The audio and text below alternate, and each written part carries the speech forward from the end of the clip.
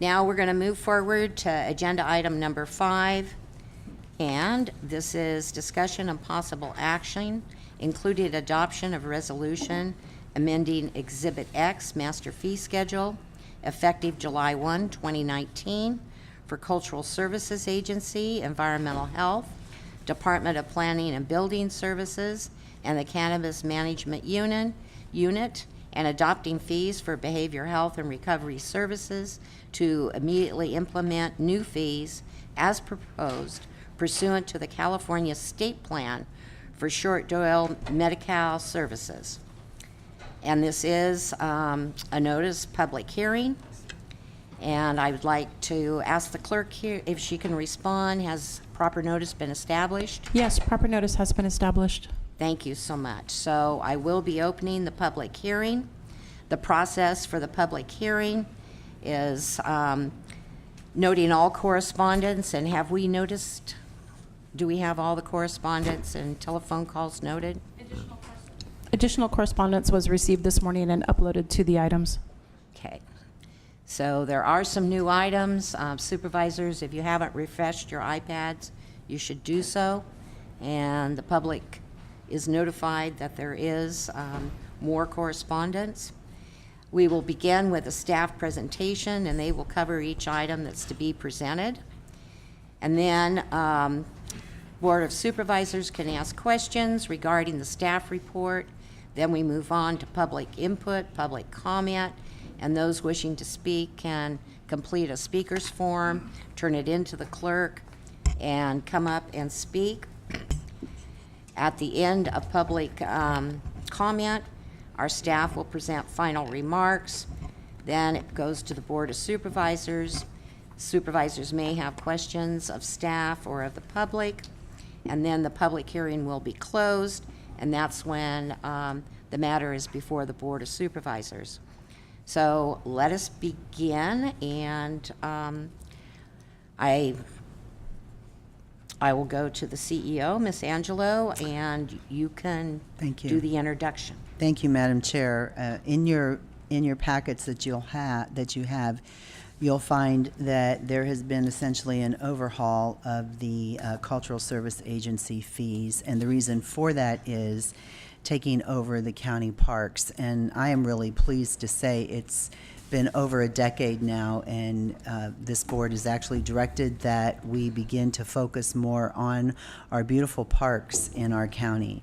We know that the people who live here enjoy the parks, we all enjoy the parks, and our tourists enjoy the parks. So we're pleased that we will begin a process of assessing and doing some work on the parks.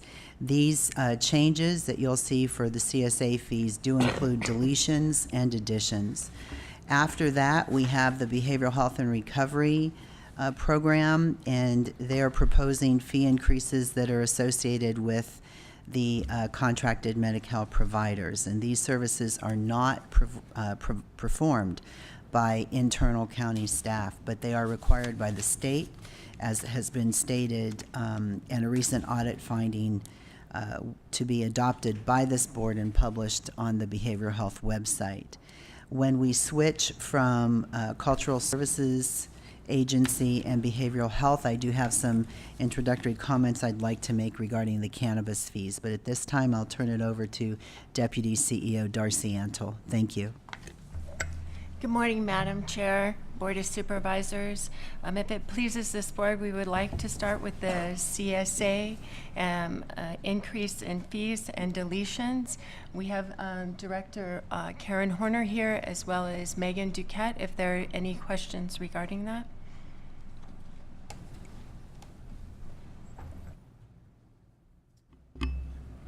Okay, Supervisor Haschek?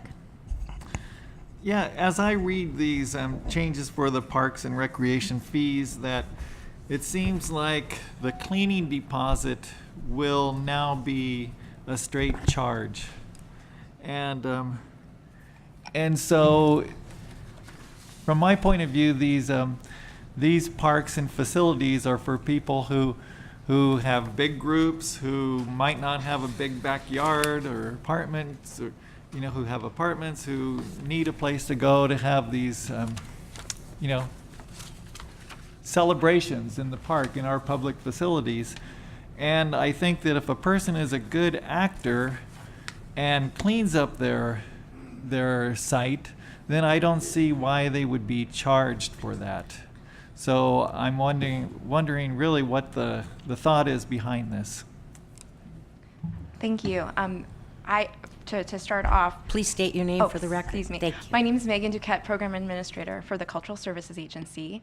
And for the fee, no matter if they are the cleanest or not, the party holder, we still have to have our grounds and maintenance crew come out and collect the garbage and clean the restroom facility. And so part of that requires our staff to go out there no matter what. And so we are hoping that we can help pay for the costs that our team has to do that. So our goal here is to basically incur and pay for some of the costs that's involved. Yeah. Did I miss anything that you were asking?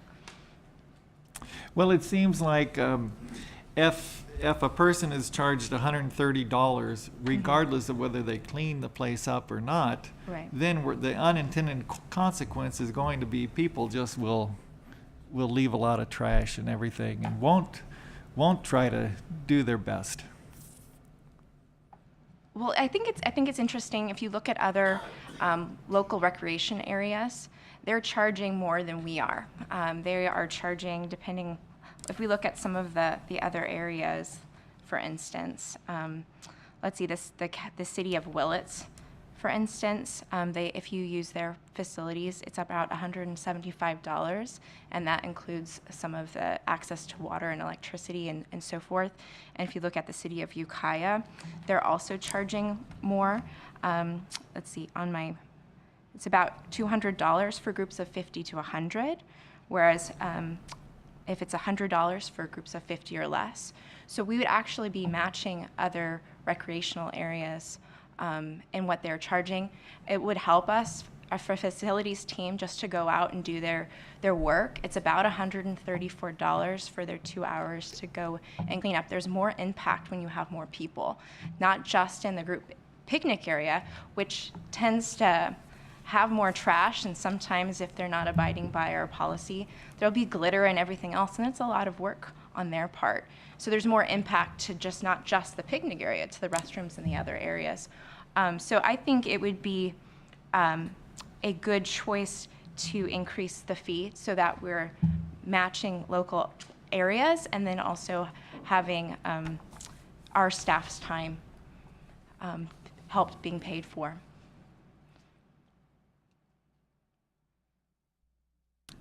Do you have any further questions of staff? So then there wouldn't be a deposit, there would just be the straight $130 to rent the facility.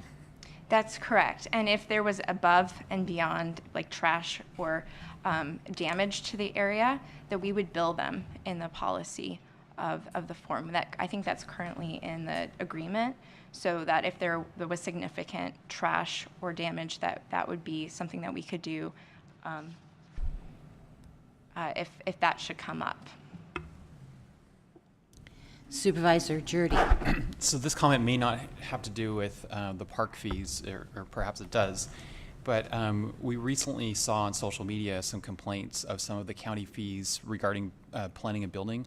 And as some people are aware, but apparently people on social media are not, the county froze all planning and building fees for nearly a decade after the recession.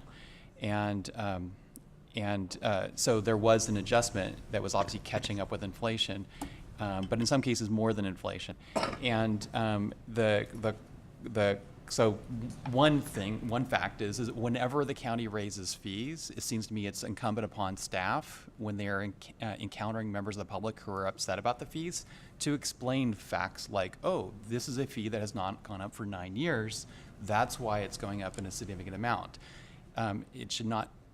So, and I'm not clear that staff is consistently doing that.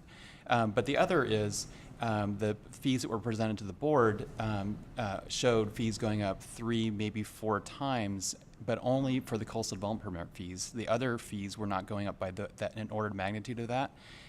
However, there was an example on social media of a special event fee that went up 4 times.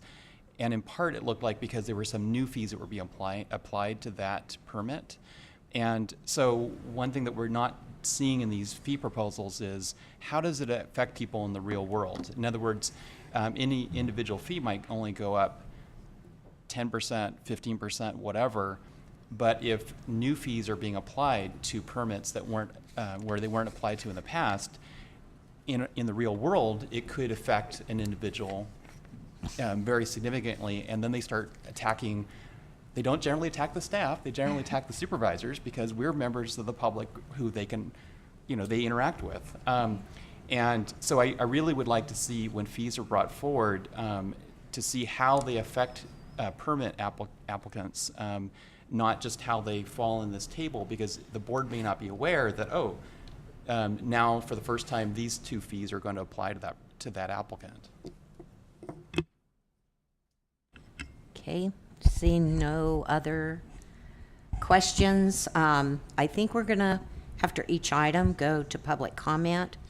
So it's taken at the time. It just says fees. Monique, is this an item you wanted to talk to? Where's Monique Ramirez? Oh, she'll be back, I'm sure. And it's probably cannabis. Okay, thank you. So anyone that would like to speak to the Cultural Services Agency item, please come forward. Seeing no one come forward, then we will move on to the next one. And this is environmental health. So we'll need a presentation. I would like to, if possible, Madam Chair, go to behavioral health. We have Dr. Janine Miller here to speak about the behavioral, was just publishing those fees online. Okay. So if you have any questions that regarding would be the that. 5th item you would like to go to? Is it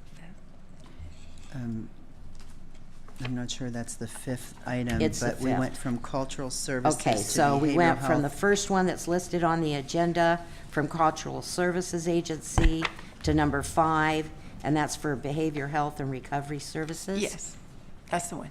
Thank you. Dr. Miller, state your name for the record and please give your report. Sure. Dr. Janine Miller, Behavioral Health Director. In front of you, you guys have a fee schedule that we are asking to be approved so we can post it on the website. The annual fees are supposed to be looked at and approved on a yearly basis per the State of California Department of Healthcare Services in regards to our mental health plan. The fees generally regulate regarding your cost report that the county is supposed to submit by December 31st every year. And as Director Moss Chandler noted about a month ago when we did the mental health presentation, that we are behind in our cost reports. So is the state of California behind, as it generally takes them 5 years to give you a finalized cost report from the time you submit it. As she also noted, is that the Department of Healthcare Services is on a corrective action plan with the Center for Medicaid Medicare, and so now they are fast tracking all of these cost reports, as well as every county in the state of California, to get caught up to current date with our cost reports. Part of that requirement is that we look at the most current cost report, and based on that cost report, we look at what our fees are that we would be billing to Medi-Cal for that federal financial participation. And that is based on your units of service per cost. So that's based on what did it cost you to serve that individual. As a reminder, this is a billing service. So the way that mental health is provided is that we use realignment dollars, and then it is matched through federal financial participation. Generally, the reimbursement is about a 61% reimbursement that the federal dollar reimburses, so that you're using a 61 to 49 realignment, about 61 federal financial participation. This is the fee that we use to bill that federal financial participation, which is why it is then looked at every year, so you can look at your units of service based on what you should be billing the state for that reimbursement piece.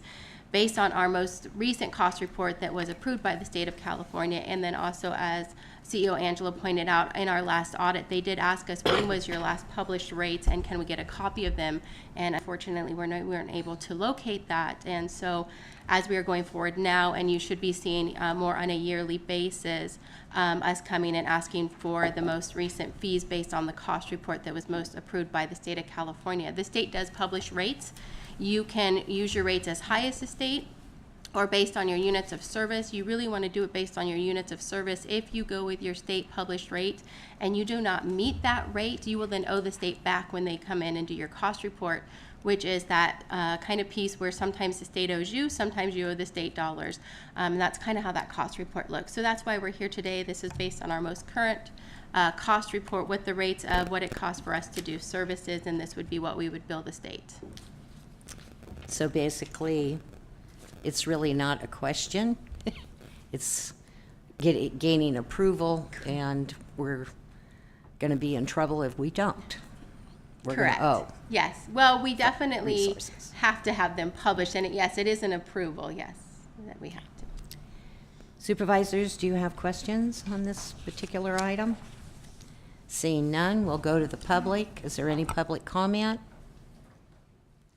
Seeing none, it's back to staff reports, and so Darcy, I'm going to allow you to tell me which is the next one up. So at this time, we want to transition to the cannabis unit fees. I think Carmel has a few opening remarks, and while we transition to the team. Okay, and that's the fourth item that's listed on the agenda. We So have. please go forward. Thank you, Chair Brown. We will have environmental health and planning and building fees. And, this is the cannabis, these are cannabis fees. We have the cannabis unit coming forward. And, there was a time when this board did direct full cost recovery, and we are still going with full cost recovery. And I will say again, if this board chooses not to direct full cost recovery, please let us know and we'll do something different. But every time we bring fees forward, we try to get as close to full cost recovery as we can, thinking that we are following board direction. And I know it's difficult for this board to approve fees that have increased exponentially over a period of time. And I really appreciate Supervisor Jurdy's comments, because I think he's hit it there. The public doesn't realize that either fees haven't been increased in 10 years, and certainly we as staff are not focused on explaining those fees. So those were good comments, and we'll take that to heart. The cannabis program, as we know, did begin in January of 2015. There was an ad hoc committee that was looking at economic impacts, and then in May of 2016, the board directed the development of an ordinance for non-cultivation license types. And for the next year after that, the county did work with industry partners through workshops and ad hoc sessions. April of 2017, the board adopted Chapter 10A-17, the Medical Cannabis Cultivation Ordinance, and Chapter 20.242, the Medical Cannabis Cultivation Site. May of 2017, the Cannabis Cultivation Program launched. In November of 2017, the Cannabis Facilities Business License Program launched. Since 2017, the program has continued to change, continued to grow and develop, with all of these changes to the ordinance up to 6 times in a 12-month period. So I think you can see all the work that this board has done, that the ad hocs have done, certainly that the industry has done, and that the staff has experienced as well. When you think about an ordinance that changes 6 times in 12 months, that's a lot of changes to try to implement an ordinance no matter where the program is, whether it's sitting in the ag department, sitting in the planning department, wherever. So with those changes, fee reductions were required, and the county processed over $200,000 in refunds to the industry. For those of you that may not have been here at that time, $200,000 in refunds that went to the industry. When the cannabis program was developed, the intent was for the fees collected to cover the cost of the cannabis inspectors. And as you recall, we allocated 6 inspectors in the ag department at that time, thinking that we would have this influx of work for them, which of course we did. The board only allocated general fund for the cannabis position. That was the cannabis program manager that was created. The funding for the programs, whether it was in planning or ag, was to come from the cannabis business tax. 2 years into the cannabis program, we know that the fee revenue to cover the cost of the cannabis program has not materialized. So the first step to decrease the general fund contribution to the cannabis program, we hope, is really adopting fee recovery, which is why we're in front of you with these fees for full cost at this point, because we know that the general fund is subsidizing cannabis. As we review the fees today, please keep in mind that the cost of doing business also increases every year. We know this year we will be doing labor negotiations, which we do anticipate will be an additional general fund cost. Since 2015, staff has received over $6,000 in annual stipends and over 10% in salary increases. So those that believe that our staff are not getting salary increases, they are, and it's evidenced by our fees. These numbers don't include any adjustments to individual job classifications, such as those that have occurred in the Planning and Building Department over the last 2 years. And as this board recalls, this board intended to increase salaries to make them competitive for some of those classifications that we have had the most difficult time of filling and retaining. And so some of the positions in planning and building, the nurses, the social workers, those were all classifications that received additional salary increases or stipends over and above the other positions. So to date, as of today, this county has subsidized the cannabis program, and this includes participation from multiple county departments to the point of $2.5 million. We are hopeful by the end of May, and we are working with the Treasurer's Office. We're hopeful by the end of May that we will collect this estimated amount that our treasurer has said, which is $3 million in minimum tax bills. Of course, we have to collect the minimum tax bills in order to get that $3 million. Those bills were mailed out on April 15th with the due date back to May 31st. If we actually get the $3 million that our treasurer thinks we can receive, then there will not be a deficit in the cannabis program, whether it's the ag department or whether it's the planning department, and in fact we'll have a few $100,000 over. So this is where we are. This is why we're coming to you today with these fee increases. I will mention that environmental health is part of this, and we brought their fees to you early on, and there were some questions that this board has, so the environmental health department went back and adjusted those fees. So my hope is that we can close the gap between the amount of money, general fund, that has been spent on cannabis and the amount of revenue that we've received, as we once thought we could. And at this time, I will turn it over to Deputy CEO Darcy Antle and the Planning Department. Thank you. Thank you, Madam Chair. Can I just interrupt for 1 minute? For the public, we have 2 attachments. We have attachment 4, and that is the proposed changes to the master fee schedule. And what we're talking about right now is on page 6 and page 7. And then we have attachment 6 that lists all the changes that we're discussing as well. So I'm sorry to interrupt. Please go forward. Thank you, Madam Chair. To start this off, again, we, as Ms. Angelo stated, we have several departments that are impacted by the cannabis unit. And today we have 3 of those departments coming forward. And as you know, the cannabis unit has recently moved into PBS, and that holds the director seat there now. So we do have environmental health here. If the director, Trey Strickland, or his team would like to say a few comments.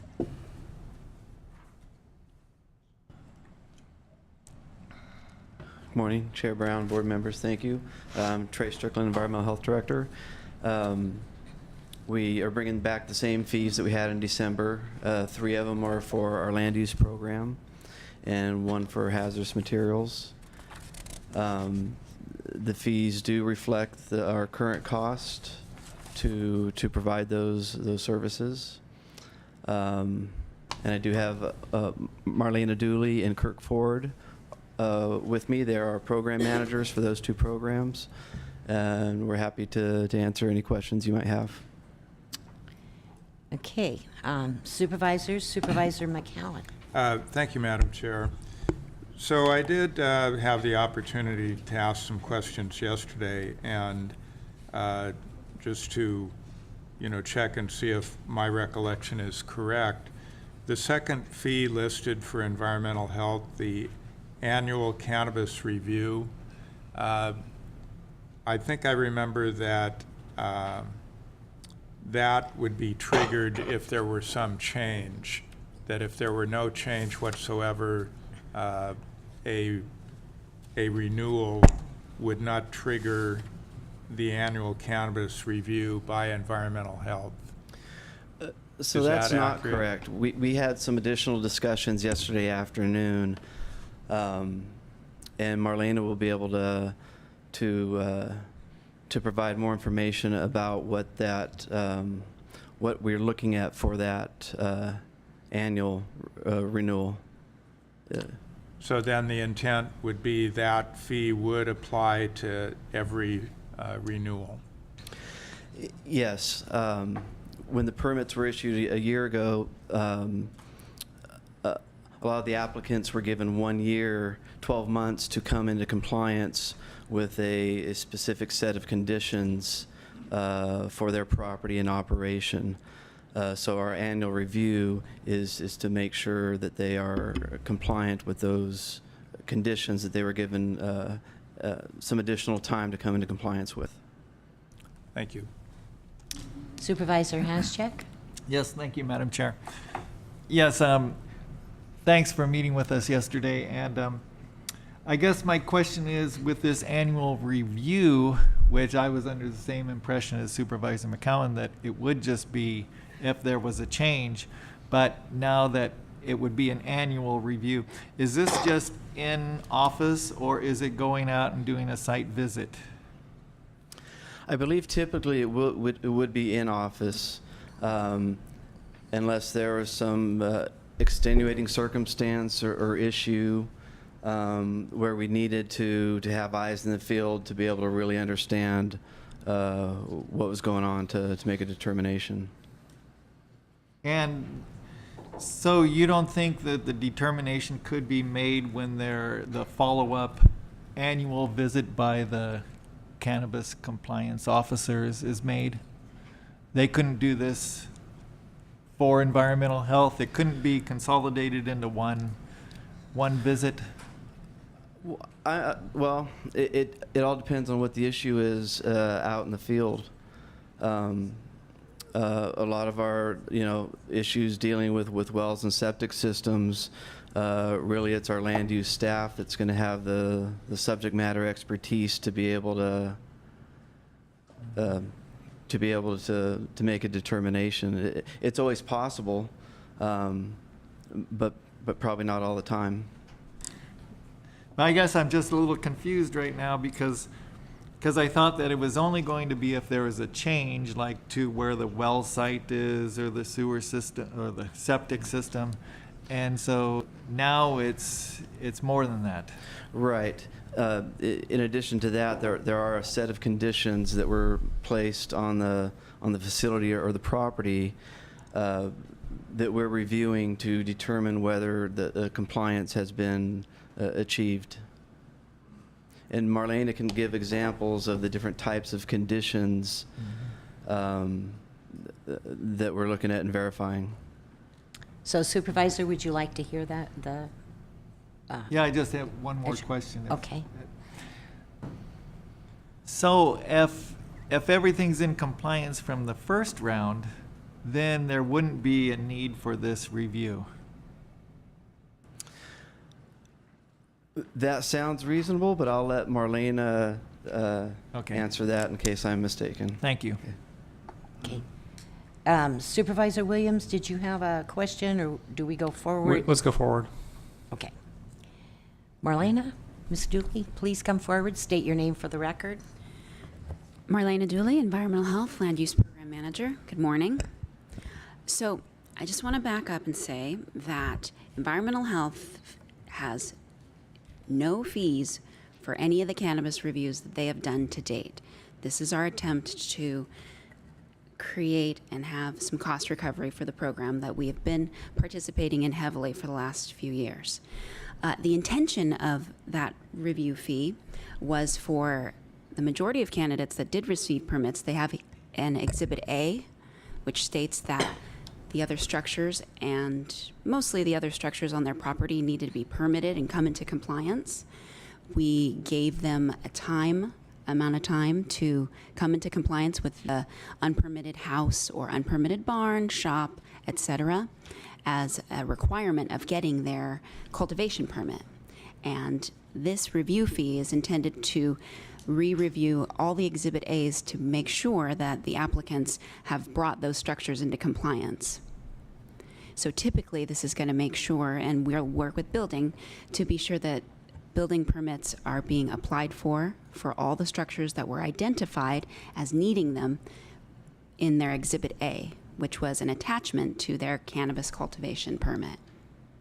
The third, the amended renewal, was intended for applicants that were changing their cannabis business structure significantly, so changing where their grow is and the size of their grow, or switching parcels because they found it to be beneficial to move to another parcel. So those were the intents between those two. And yeah.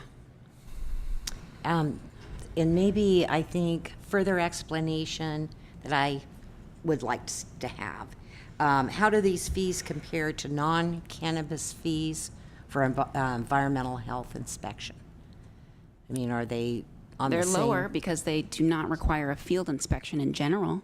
Okay, so they're lower than the normal fees that you would charge. Say a septic review on average is $500. A septic inspection is an additional $553. A well review is $361. I don't know how many you want to compare and look at, but The question came to me, I just most thought- of our fees have a review fee and a field construction permit fee associated with them.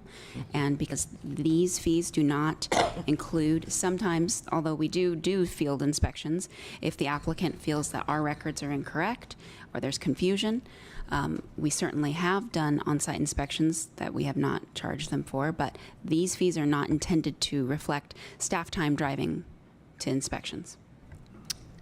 Okay, Supervisor Williams. What is the average a small farm would pay in permit fees in the aggregate?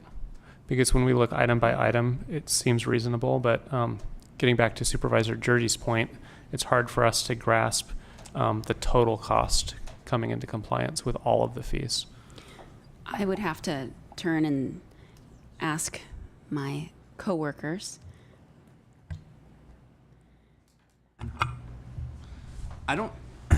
Sean Connell, Cannabis Program Manager. I don't know if I have a direct answer for that at this moment, but I can get it to you by the end of the day. Thank you.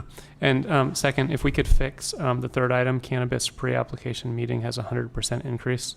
There's a divide by zero. I prefer we strike the 100%, maybe put NA, just for documentation's sake. And then third question, the cannabis minor use permit renewal of proposed fee of $2,148. How much staff time goes into the renewal process, assuming no changes? Julia Acker-Krog, Chief Planner. So it can still be quite a bit of staff time that goes into this. Essentially, you're looking at the application again to make sure that site conditions have not changed, that we can still support the original approval, that there's no changes requested from the applicant. So the challenging part is with various applications, it can be varying degrees of what that process really entails. So on some sites, people may be wanting to move their location or change their operations slightly, and that can require additional review than if somebody just is keeping everything the same and going through that process. So through the chair, any sense of the number of hours involved in the renewal process, assuming nothing has changed? I'm looking back to my senior planner here who's been deep in the trenches, and I'm going to see if he has a good approximation for you. Good morning, Supervisors. Chair Jesse Davis, Senior Planner, Mendocino County.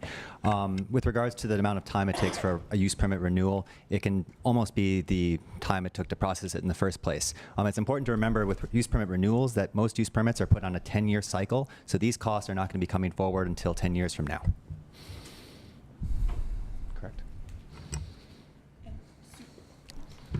And Supervisor Williams, if I can, through the chair, I would just add that typical processing for us is on average at least about 8 hours of staff time spent on any one individual application. And then, like I said, it can be varying degrees of difficulty in terms of what that review entails. So depending on which site it is, it can be very site specific. So. Thank you. Thank you. Supervisor Jordy. So this may be the normal structure of the fees in terms of them listing out minor use permit renewal / modification. But if you have cases where people are not requesting modifications, and I know specifically at the moment we're talking about cannabis, but I'm trying to apply this to everybody who's coming in for renewal. Could we not have a use permit that is renewal and a separate line item, separate fee for minor use permit modification, so that if someone was coming in, regardless of whether it was cannabis or something unrelated to cannabis, and they were just simply looking for renewal, no changes, they could simply pay a lower fee?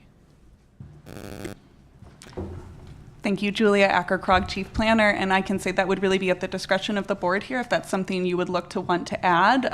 Staff does not necessarily see an issue with separating those two out, but just acknowledging that we don't necessarily have a proposed fee for that today. Mr. Schultz. Madam Chair, if I could just say a couple things. I had Name for the prepared- record, sir. Brent Schultz, Planning and Building Services Director, and I just want to talk a little bit about our department, what's going on, and that we've integrated 8 people into it in a very complex process. We've been given goals and objectives by the board, including eliminating a fiscal deficit of $2.4 million, creating new efficiencies in the program. By the way, the program, he has to hire 60% of his people. They're gone.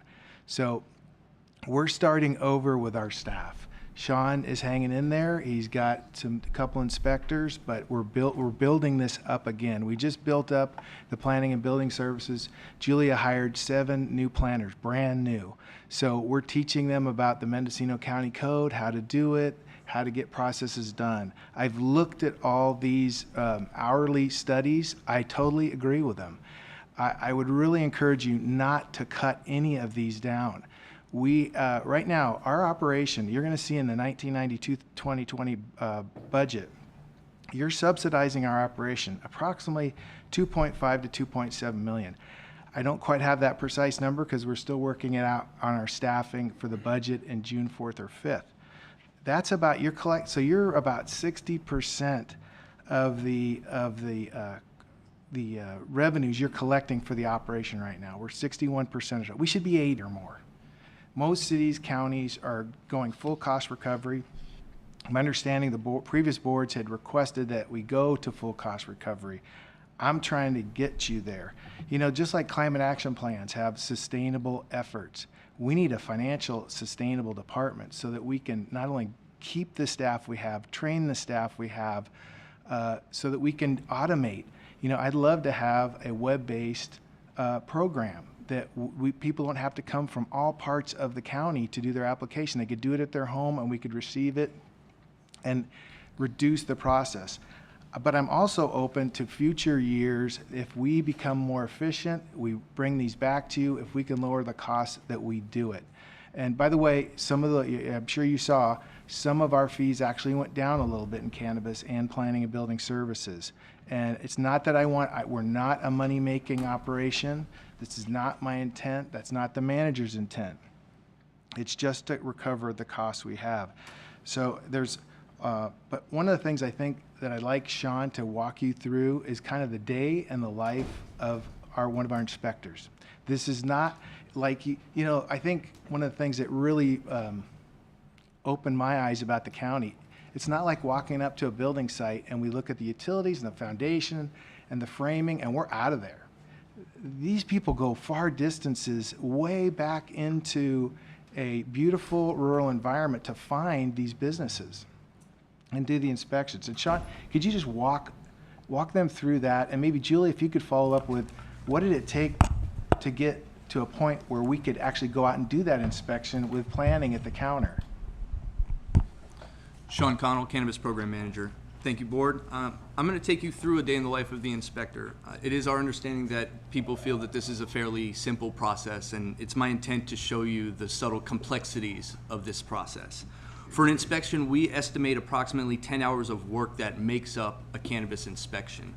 Because of the relative newness of our staff, and this is because the cannabis unit has experienced a loss of a staff member approximately every 6 to 8 months since its inception. The research leading into a cannabis inspection takes about 2 hours. This is a refresh of the submission of the operations plan, examining their operations and cultivation plan to find out how, where, what type, if pesticides are used, the buildings that are used in their process, the soil compounds, the garden layout, the locations.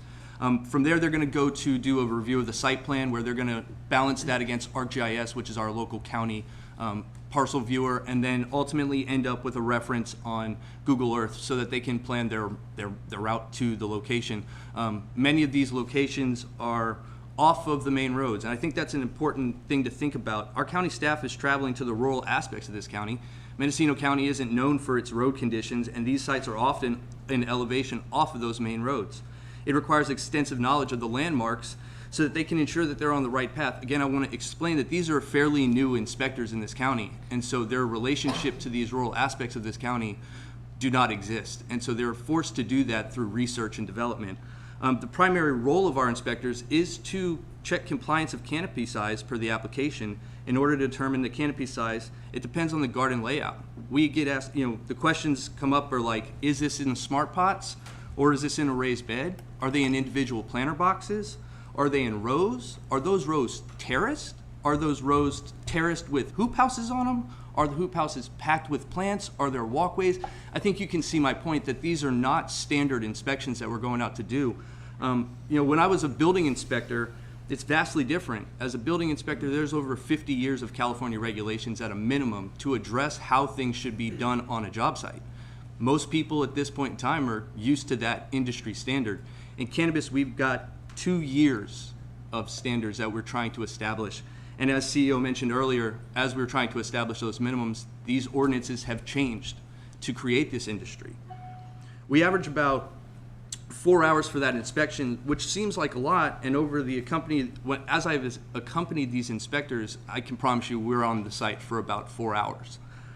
There's a 2-hour distance to drive and a roughly 2-hour return time. The follow-up explanation and continued work with the applicant to ensure that we receive all of the proper documentation is an ongoing effort. As the board is aware, the ability to process these applications becomes much slower as we and the cultivators await on the state to process portions of the application. Our work continues. The inspectors are constantly checking the program email, reaching out for the required documents, and to lighten their workload. Our inspectors have also assisted in the administrative portion of this program. Actions like uploading documents, making phone calls, accepting emails, scanning documents for upload into Trackit, and then individually filing those papers into the corresponding hard file have all been an action done by the inspector. The initial thought was that the cost of the permits in this program would cover the cost of inspectors. It's become clear that that has not happened. We're here today and we request that you approve these fees as we've requested them so that we can continue to do the work to increase the efficiencies within this program, to issue the permits in order to not be subsidized by this county any further. Thank you, and I will go to Supervisor Williams. You have a question? Yeah, for supervisors, I did some research on this by going to a bar and talking to cultivators who, for the most part, told me the program is ridiculous. It doesn't pencil out. The size that they're able to grow with all these fees and regulations, they just can't do it. They're staying in the black market, essentially chasing cultivation to the bottom, wherever the bottom may be. And so while I 100% support cost recovery, I don't think we can be subsidizing this program. I do believe we need to look at ways to cut the amount of work we put into it. Imagine if we were to go out to the grape growers and with a tape measure and measure the size that they're growing to calculate whether they're within the permit and what to tax. It would be the same problem. We're doing far too much work. I don't want to bypass the cultivation ad hoc and bring ideas forward, but I would like an update from that ad hoc on, has there been any effort to reduce the amount of work as it relates to the proposed fee schedule? And Supervisor Williams, in traditional agriculture, I think there was an explanation of building code and how many years of progress. It's the same with traditional agriculture. You're going to plant your vines certain distances based on your irrigation, based on whether you're doing hand picking or automation picking. That's the same for almost any of the types of agriculture that you deal with. But it's done and has been done certain ways for a very, very long time, and there's reason for it. And so I think with this new industry, and I hear what you're saying about the black market, it's a whole new world in what we're dealing with. And when you stop to think about it, agriculture itself struggles. And these individuals that are farmers as well are finding out what it's like to be in a legal world and to be able to produce, I will say, crops. To be in traditional agriculture, this is what it is. It really is. And market is what creates the prices. Prices and what individuals earn are what they have to pay the fees, support their families. And I will say, because of a glut on the market, it was also the dairy buyout, we had to sell 2/3 of our herd of 340 head in order just to pay our operating loan for the year. So, you know, talking to me about agriculture, I've been there, done that, and I do understand. But there's no way we could sell in a black market, because if we did, government would put us out of business with fines, etc. So just want to add that on. Supervisor McCowan. Thank you, Madam Chair. To the question posed by Supervisor Williams, the looking at the cultivation ordinance with a view to the impact on the fee schedule, I think is no more within our purview than looking at it by the Cannabis Economic Development Ad Hoc. The fee schedule is related, but it really lives independent of the ordinance provisions, unless you want to start knocking out a lot of the requirements in the ordinance, which I believe would instantly put us at variance with state law. You know, so the things that we ask that be inspected, that be provided, pretty much mirror what state law calls for. So my answer would be no, we've not been looking at the implications of the ordinance to the fee schedule.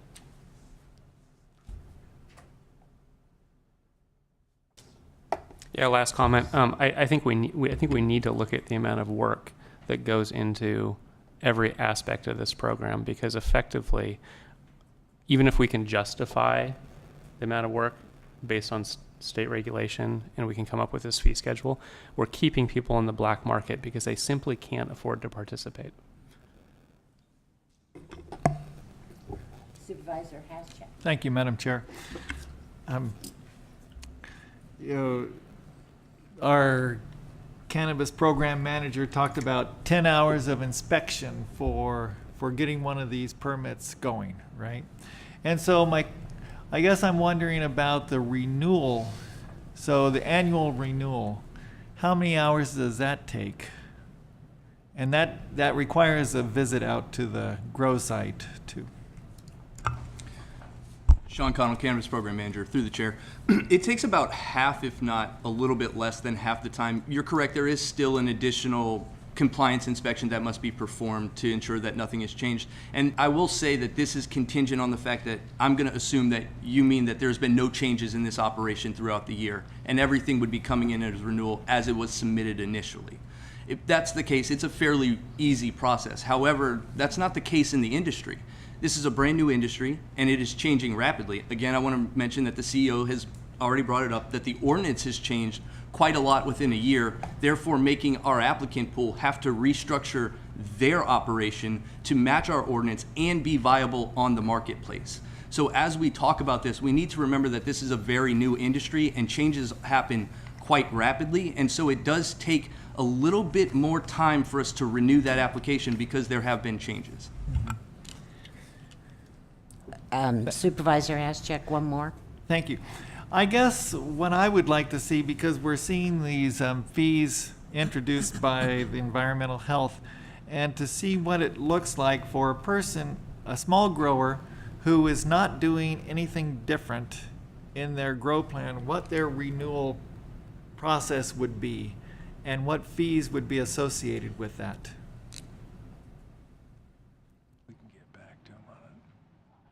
If I may, through the chair, I can get back to you on that, especially as we've rolled out our new Track It phase, and all of that has really identified each individual department that works on a cannabis application. And so over the next couple of months, we can drive that actual time spent on each individual application and bring that report to this board if you so choose.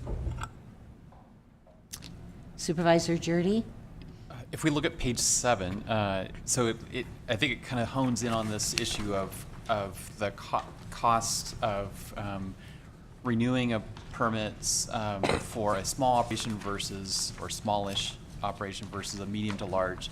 And it kind of gets to the comments that I think Supervisor Williams was bringing up, which is the discussion that statewide people can get permits for much larger operations than they can in Mendocino County, because our ordinance was at the request of the cannabis industry that was already here to support small cultivation in Mendocino County. However, Mendocino County is not the entire state of California, nor is it the entire country or the market for this. And so what's happened outside of Mendocino County is these large operations have been approved in other counties. Prices plummeted, perhaps not unexpectedly.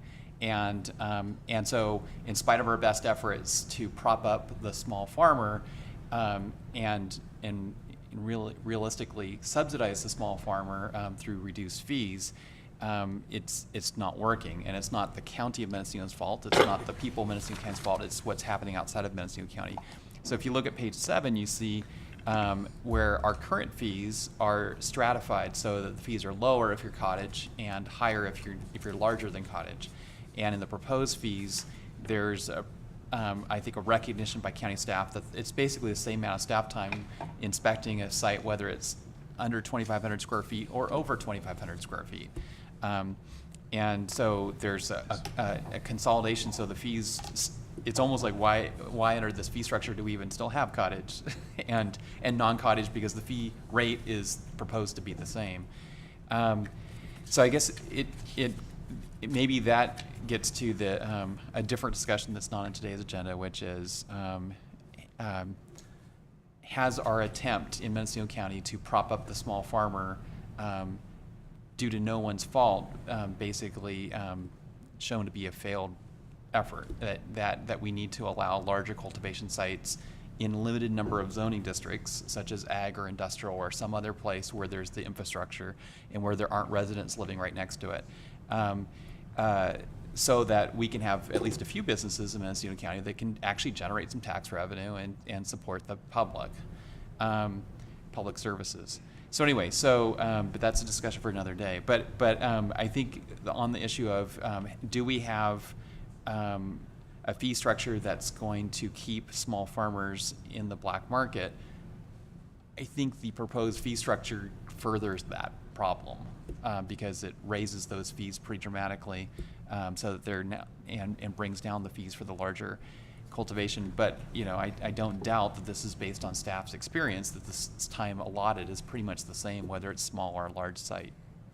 But if we adopt this, I will not be surprised when we hear complaints that, oh, this is one more thing putting the small farmers out of business.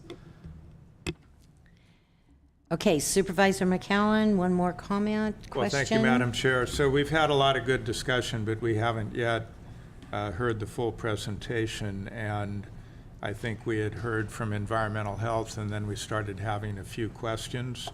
So I would suggest maybe we get the rest of the staff presentation on the cannabis fees, and then we can discuss all of them, perhaps. Okay, thank you, Supervisor, and we will do that. Staff, please go forward. Thank you, Julia Ackerkrog, Chief Planner. And so I'll just continue sort of along the lines of what Sean was getting after, our Campus Program Manager. And, planning, we really suffer from a lot of the similar issues as the cannabis inspectors. Our staff is spending sometimes hours at the front counter or on the phone with various applicants before an application's even been submitted, just talking through the submittal requirements, helping them with a site plan, whatever that may be. So the cost of the department on some applications is certainly higher than on others, and it really depends to that degree of difficulty and also what kind of assistance that applicant may need. But even beyond, once an application is submitted, we spend hours going back and forth with these various applicants to get all the necessary documents just to complete the application, as well as we're acting essentially as a project coordinator between applicants and state agencies often. There's a lot more coordination involved with these cannabis permits than maybe some of our other permits that we work on as well. And then, finally, we do have a relatively new staff in the planning division. I think most of our staff members are under 2 years in terms of time that they've been with the department. We have been lucky that we've had better retention since the time that the board did adopt our pay increases for the planning division. But still, there is new staff, they're learning, they have similar issues to the cannabis inspectors that some are not familiar with this county.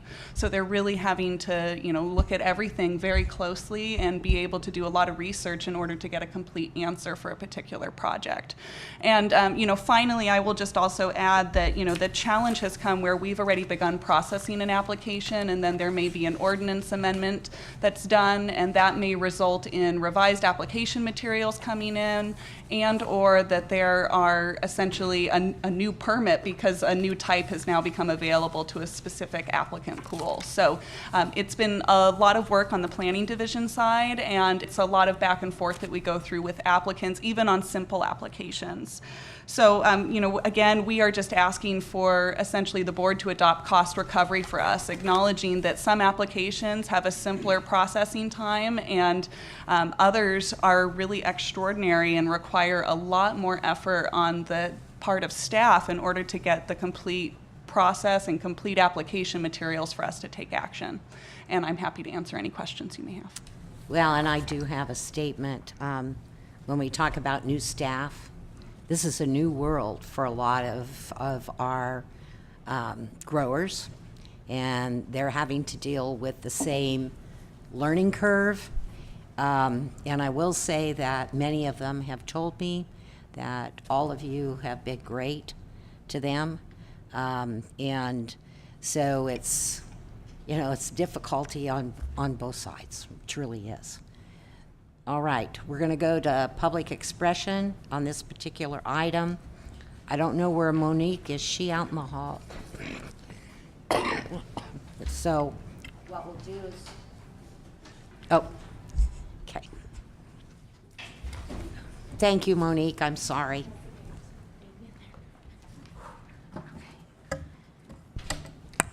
Hi, Monique Ramirez, District 3.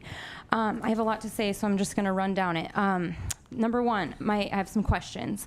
Is the initial review fee of $343 for first-time applicants in addition to the annual application fee and the permit inspection fee? If so, that would equal a total of 31 and almost 32 hours spent on an application to do the entire review, which equals $1,962, which equals around $62 an hour. My next question, state inspections are conducted through the county, and how is that factored into staff time in this fee schedule? That hasn't been discussed. And then when I review the fees for the cottage annual application as well as the permit inspection, 16 hours are spent for the annual application, 11.25 hours are spent for the permit and inspection. The current fees that we pay as a small cultivator is $766 for those two items. With this new proposal, that will bring it to $1,619, which is a 111% increase. 111% increase. If you also add on that question that I asked earlier about the annual renewal review, or actually no, this is an addition, so when you apply the next year, if we're also adding an annual renewal review, that's $182, 2.5 hours spent on staff time. That brings it to 135% increase to the smallest cultivator in our county. I'm one of those people. That's a grand total of $1,801. I'm happy to see that there is some reduction for the rest of the permit applications. It looks like they're getting a 15% reduction, bringing their total down to $1,619. They're currently paying $1,915, but the smallest cultivator, now we're basically paying the same as them, and we're making so much less, like so much less. In regards to the septic, system kind of comment about with the environmental health and if cannabis sites are changed in the future, that now we have to do more review for that. I would argue that that really doesn't trigger environmental health if potentially someone's just moving their cultivation site to a new location on their property. What does trigger environmental health is if your septic system moves, those sort of things, or if it impacts a leach line, that kind of stuff I could totally get behind. So we really need to look at what does it mean to do an increase or to a change on an application. It really needs to scope down to, does it really impact the environmental health, and then they're needing to have staff time on that. And part of the problem that I'm seeing from my vantage point is that it's taking way too long to process applications in general, which reflects the lack of fees that the county has been receiving in revenue. And that's why we're not seeing that huge amount that we thought we were going to get. So many people are waiting still for an inspection that have had their applications turned in since the beginning of this ordinance, which was in 2017. So this is a long time. And until they have their final review and until they get approved, they're not going to be able to come in and pay for the fees. Thank you so much. Thank you. Casey O'Neill.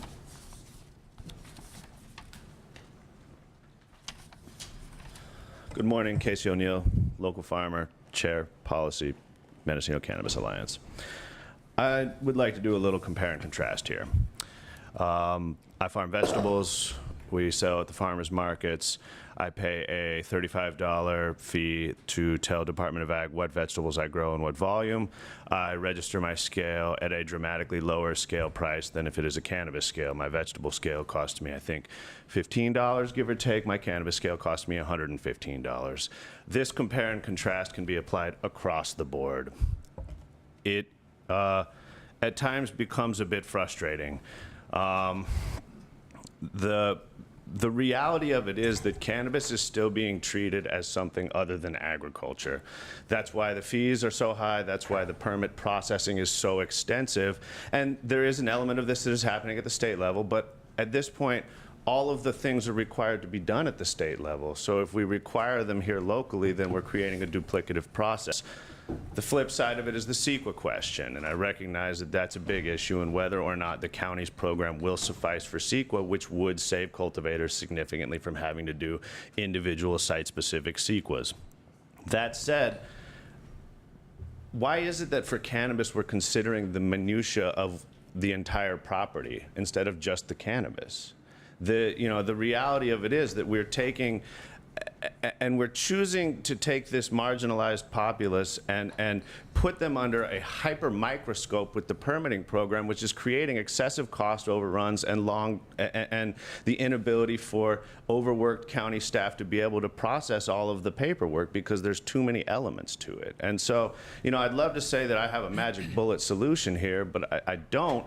But the reality that it costs me approximately $60 to be a vegetable farmer, and it costs me $10,000 to be a cannabis farmer. I mean, I'm like $50,000 deep into permitting over the last several years already, including building permits, the various state water boards, all of the different things. And so, the county doesn't deserve all of that frustration. A lot of it is at the state, and I'm sort of voicing some frustration that I certainly apologize if I'm coming off like I'm angry at y'all, because I'm not, but I'm just, the reality of the thing is that it's pretty broken. Thank you. Thank you, Casey. Jude Tillman.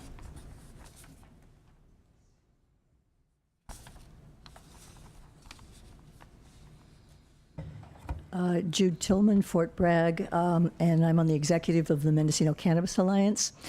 And I appreciate that I appreciate all your work. I appreciate the staff's work. The staff have been great when we talk to them. I really want to give them a lot of praise and kudos for being so responsive to our problems, which are very different from anybody else's. No, we're not experiencing the growing pains of joining the normal agricultural world that doesn't have nearly the costs or the onerous regulations that are placed on cannabis. My business license before everything became legalized was $40 a year. My scale fee was $114, something like that. I get no business deductions on the federal level that other businesses get because we're dealing with a controlled substance. The list is huge. The difference is huge. We are being treated in a prohibitive way, in a punitive way. And that's just the fact of the difference. I mean, this has been documented and documented. We've been talking about this for a couple years now. So that's not accurate. This other thing about the county is just being in sync with state regs, sir, it's just not accurate. I just talked to Lori Ajax, and she said the problem's been on the local jurisdictions, the excessive fees. I'm paying over $5,000 every quarter to the county just on the 5% of gross sales, just in addition to everything else that's going on. My state fee is $5,000 annually. The list is very, very, again, extensive. And then in terms of maybe we should just give it up and throw out the whole nature and the history of this county and the way it's our culture and the way it's been with small farmers, small businesses, and the sort of what Mendocino has represented in its history, and just go with the big players. That's the third thing I heard from the board today. And I'm sorry, with all due respect, that would be really destroying our communities, destroying what we've been, the small farmers. Mendocino Cannabis Alliance is working very hard to create a craft heritage marketplace, which will replicate what the wineries have done and the small microbreweries have done, and people will come to us. So look at a different framework. You've got a problem. You've set a goal of cost recovery in the first year. Maybe that's not a realistic goal for first year. Maybe you have to come up with a more sensible goal. The problem is you get a choice now. You can make the program less onerous, pave the way for our small cultivators and business people to come into compliance. Help us, really help us. We haven't been supporting us so far, so that's not accurate. I'm so sorry. And with all due respect, your other choice, if you don't make the program less onerous and pave the way for us to get into compliance and give you the taxes we're willing to give, raise the fees and chase us all out of the county. It will be a big loss for Mendocino.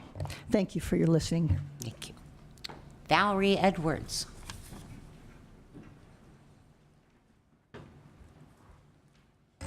Valerie Edwards, a farmer in Laytonville. Actually 3 points. The ad hoc for cultivation has had basically one initial public meeting in several different areas, and that's all that's happened so far that I know of concerning the ad hoc for cultivation. I asked one of the supervisors on the ad hoc for cultivation if they were going to put together a working group, and I was told flat no. So, you supervisors are not growers, and I think that it might be a good idea to partner, especially with the Mendocino Cannabis Alliance. This is a group of movers and shakers within the community that understand the community, that have deep roots in the community. And there's a lot of expertise that you can glean from this group. And so I'm asking, please open it up to have a working group, or at least partner with some of the movers and shakers to help put this thing together. Number two, I live in Laytonville, and I live in the newly developed accommodation zoning overlay. We don't live hundreds of miles up or 10 miles up a mountain. My area lives 2 miles off of 101 on all paved roads. So to say that it takes a long time to get up there, well, in our area, no.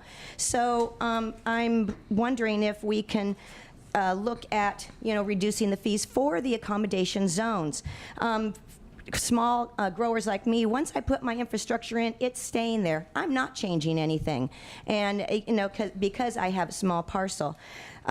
Also, I heard the staff say that they spend hours talking to individual farmers as they come in, educating them, getting them ready. Is there a way maybe to put together like one day a week, like, say, like, from Tuesday or whatever, from, 2 o'clock to 3 o'clock, where you bring your farmers in and say, okay, we do this workshop every week, make an appointment, and have a group of farmers come in and have, 1 or 2 staff people, and now have them show, like, okay, this is how you get started, this is where you go, instead of having individual people working with individual farmers. Thank you. Thank you, Valerie. Hannah?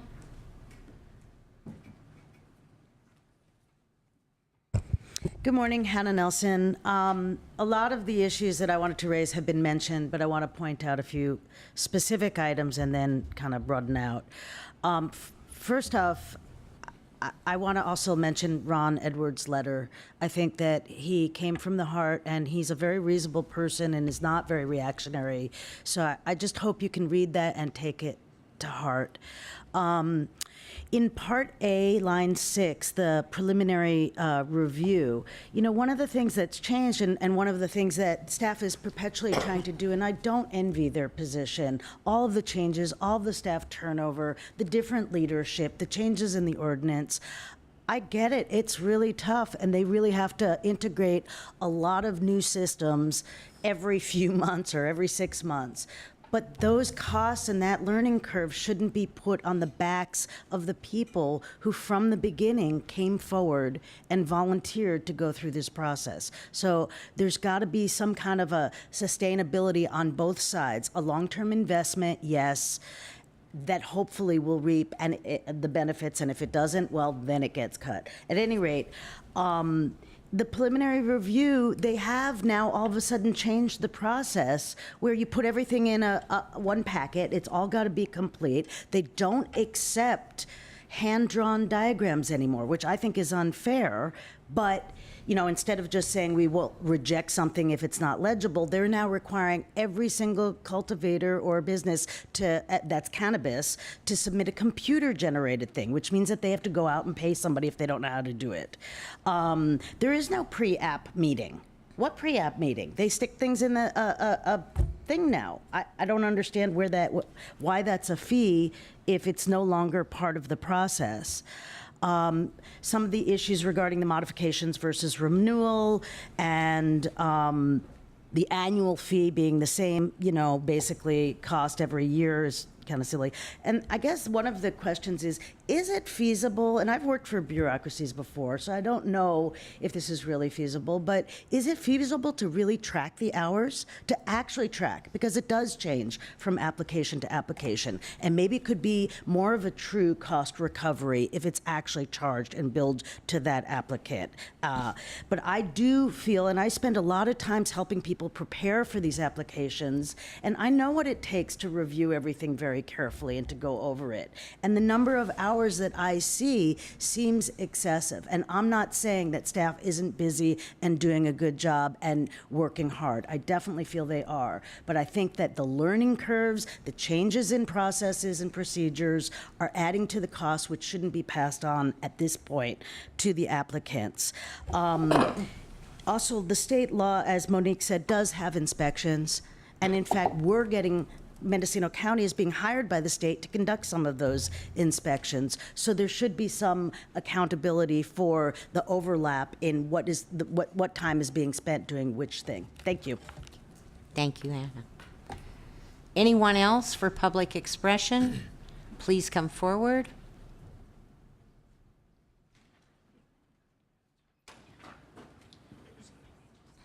Morning. My name is John Phillips.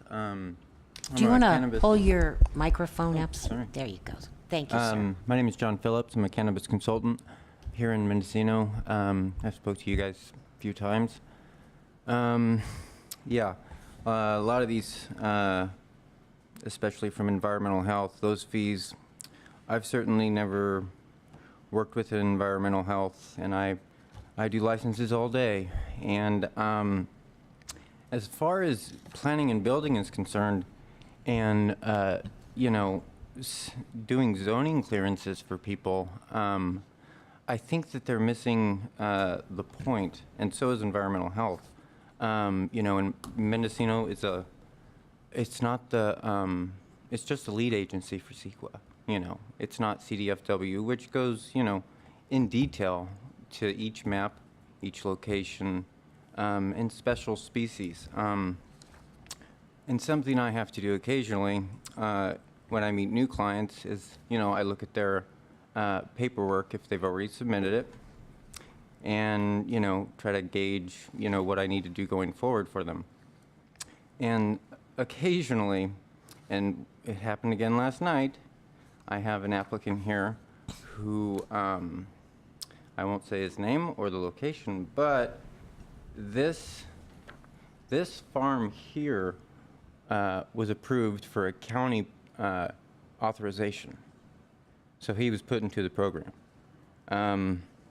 He was put there, I think, applied in 2017. So, I actually took him down to the treasurer's office and, showed him how to pay his taxes and go through this stuff. Because a lot of farmers are super busy and they just don't know. They just don't understand. So, I just have to teach them how to do it occasionally. But this guy, unfortunately, I don't know who missed it in planning and building doing the zoning clearance, but there's literally a stream running straight through his cannabis cultivation area. He's this far away from the 100-year flood area. This is a map made by, I got it from CNDDB, the California National Diversity Database, which is what the CDFW uses. So basically, at the county level, he was allowed to go forward, but I don't know why, because there's definitely a stream running right through the cultivation area. I'm not sure, how something like that could be missed. I mean, when it comes down to it, he's doing his taxes. He's got this. He's obligated to pay, and CDFW's just, this is their map. This is their tool. I paid, it's an expensive program to use. It's $600 a year. So if planning and building doesn't even have a plan to, locate actual streams, it's not, not safe for any client. So, thanks. Thank you. So anyone else? Restate your name, Kim, for the record. Kimberly Della Corva, One Feather Ranch, Redwood Valley. Just a quick comment to, I guess, sum this up in my head. I try to look at the future and the positive side and motivations for everything, and I think maybe it'll help us all if we try to envision Mendocino 5 years from now, 10 years from now,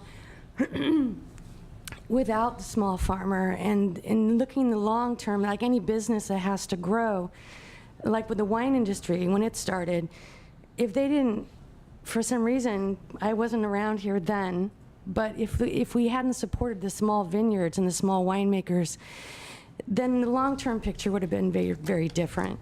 And I think Mendocino has this great opportunity, and believe me, when I go out, and I'm a medicine maker, and I usually use CBD, so I'm not, it's a whole different world, honestly, but when I go out, the reputation of Mendocino in cannabis is really good, and we have this opportunity to support this community, the small farmer specifically. If we all end up with like these giant grows that are like down in Santa Cruz or in Santa Barbara, it's sad, and the medicine isn't as good, and the reputation will be destroyed. So I think maybe the long-term support of the small farmer, whatever that entails, if that means reducing the taxes, if it means, spreading out the investment of that lot of investment the county made in the program, just instead of recouping it in 1 year, like Hannah said, spreading it out, getting more support for the farmers to waste less of staff's time, they are all really good ideas, and if we try to put all of them together, maybe we can support and have the end result what we all want. So that's all I have to say. Thank you. Thank you. Anyone else for this one item? Seeing no one come forward. Staff needs a break, so we are going to take a 10-minute break. This is going on quite longer than we anticipated, but we will take a break. So we are back on agenda item 5A. And this is the master fee schedule.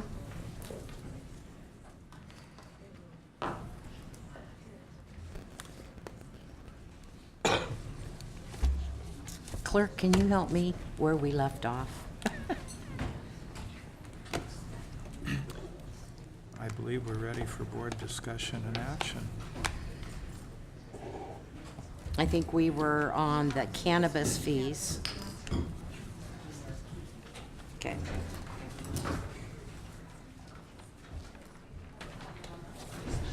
Right.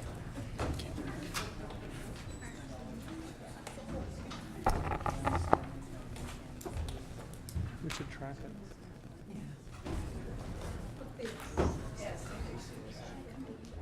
Didn't we conclude public comment on that? Yes. I'll assign that to you. Now it's up to all of you. It's up to all of you.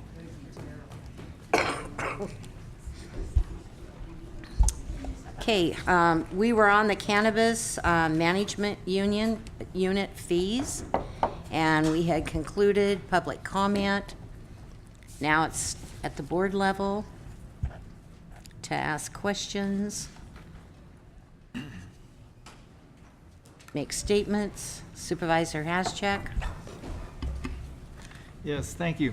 So, with talking to some people, it seems like there's 27.25 hours involved in the initial application process.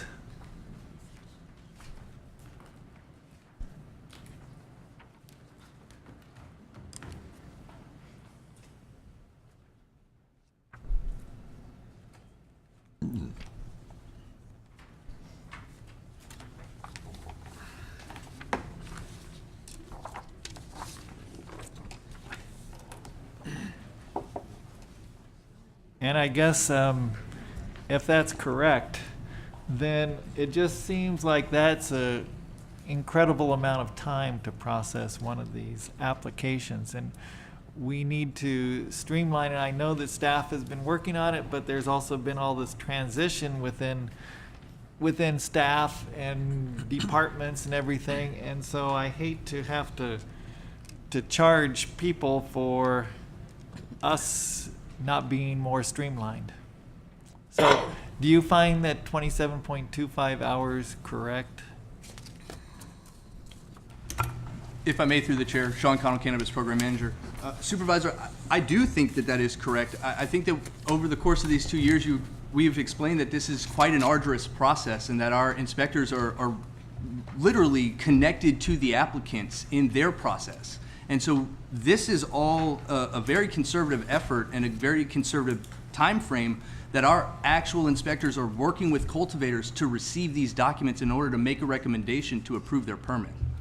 So the 27.5 hours is an accurate assessment and a conservative assessment at that point.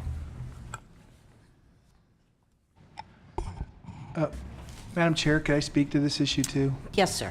You know, I'm in the throes of the budget process right now. Brent Schultz, Planning and Building Services Director, of our budget process, and looking at the cannabis unit separately. If you approve all these changes, my net county costs will be about will go from $400,000 to $260,000 cost, subsidy to program to run. So, and that's without me doing any efficiencies with Sean yet. We're working through that process right now. I don't know how to say this more strongly. I would hope you would support these, not change them. Let me work with this new Track It system that our IT department and Janelle have helped us put together, and Sean. I'm going to be able to track these costs much better, break them out over time. I will come back. I will lower them if we can lower them. I don't want to charge people more than they have to, but I do have right now a $2.5 million. You're subsidizing the cannabis program to that extent, but with these fees, I can get his costs down to about $260,000, $300,000 if we keep going with the cannabis permitting like we're going. And I think I can hopefully get this down to where there's it's a break even. I'm hopeful that it'll actually generate money. But I just want to bring that up because at the break I was doing running through some numbers with Darcy on this and Sean, and I wanted to bring that to your attention. Supervisor Williams. Through the chair, what if we were to only do site inspections on 1 out of every 10 as an audit and allow the rest to self-certify? We would go from 27 hours down to 2.7 hours, right? We'd save 90% of our costs, and we could pass that on to the small farmers. I'm wondering if the issue isn't cost recovery, it's too much work is going in, and so we're having to recover too much. If I may, through the chair, Yes. I do believe that that would require an ordinance change, and that process would then again throw another wrinkle into this process that we would need certified from the self-certification. I would like to point out for a moment before we go any further there, that at one point in time, this board did have a third-party certified inspector that was available to cultivators, and we moved away from that direction. So I like this idea. I think we should direct the cultivation ad hoc to look at self-certify with audits. Madam Chair, if I could address Yes, sir. that. Brent Schultz, Planning and Building Service Director. That's Supervisor Williams. That's something this next year we will look at. I'm going to look at all potential ways that we can streamline this process. I got the message from you when we did the budget. I take that serious, or the golden objectives. I take that seriously, and I am going to work with Sean and everybody who works on this program and lean on all the county departments that work on this on how we can do that. So I take, seriously your recommendations if we can do that. We'll look at the ordinance, see if there's ways we can streamline it. I have two supervisors that want to weigh in. Supervisor McCowan. Thank you, Madam Chair. Well, I appreciate the intent to expedite the process, but I don't think choosing not to inspect 90% of the applicants is going to be a way to really move this forward. There are other things I'm not clear on. So I'm not sure what the difference is between the cannabis preliminary review and who would be charged and the cannabis pre-application meeting. That one I kind of get. Someone comes in, says, hey, I want to get your feedback. Here's what I think I plan to do. I'm guessing that might apply more to a facilities application, but maybe not. But what's the preliminary review and who would it apply to? If I may, through the chair, Sean Yes. Connell, Cannabis Program Manager. So the preliminary review is actually a renaming of our property profile. Because of the changes to our Track It program, we have kind of changed the process in which we review those applications. So I want to go over that for just a quick second. They submit it via a Dropbox. The Dropbox is pulled. It's reviewed by myself, my administration for completeness checks. Then it is in there. The applicant is then emailed an acceptance or an incomplete notice that lets them know they were either pulled into our program or their submission was incomplete and they need to reapply. Once they've been pulled into our program, they are assigned a preliminary review that goes to our zoning, that goes for zoning clearance and for our buildings to review. Once that's done, then we refer it out across the board to everyone. We've taken a good approach that it makes no sense to refer it out to all the other departments until we ensure that A, the zoning is proper, and B, that the buildings that they plan on using are identified and properly permitted. Thank you. So that's a fee everyone would pay. And then I do question the annual application fee. So it doesn't seem realistic to me. I think I'm being told the second year application, the renewal, takes as much time as the first year application. And that just doesn't seem logical to me that, I totally get the first year is going to be more work to do. The next year, unless they've made major changes, a lot of it's kind of a checkbox, I would think. So I thought the $12.40 initial application fee makes sense. Dropping that down to $8.81 and then charging it every year in perpetuity, that's tougher to justify in my mind.